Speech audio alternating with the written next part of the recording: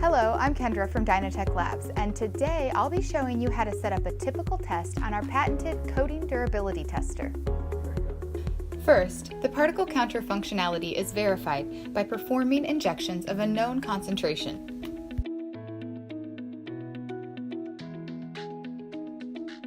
Mock vessels are thoroughly rinsed of particulates. Choosing the correct mock vessel size, orientation, and compliance are essential for proper radial loading of the sample during fatigue testing. For coronary indications, the FDA recommends a 15 mm radius of curvature to simulate worst-case conditions. Dynatek manufactures these precision silicone mock vessels, and you can learn more about the importance of mock vessel selection by following the link in the description below. Device deployment can be performed in Dynatek's Acute Particulate Tester to obtain particle data from simulated use. This method also decreases the risk of handling contamination by subjecting the stent to an ultra-pure positive pressure environment. Alternatively, the device can be deployed in a temperature-controlled water bath on the benchtop.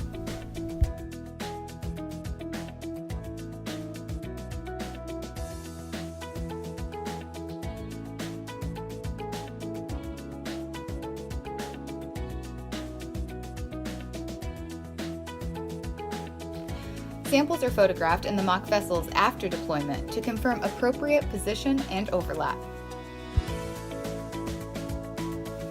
A capture filter should be installed into the flow line distal to the particle counters.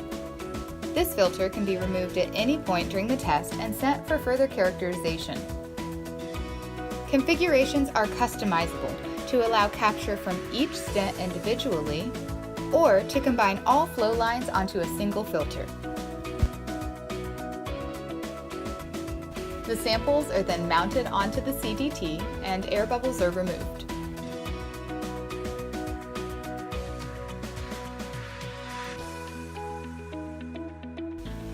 Next, samples are pulsed at physiological pressure and speed in order to establish a deflection with high-speed videography under simulated in vivo conditions.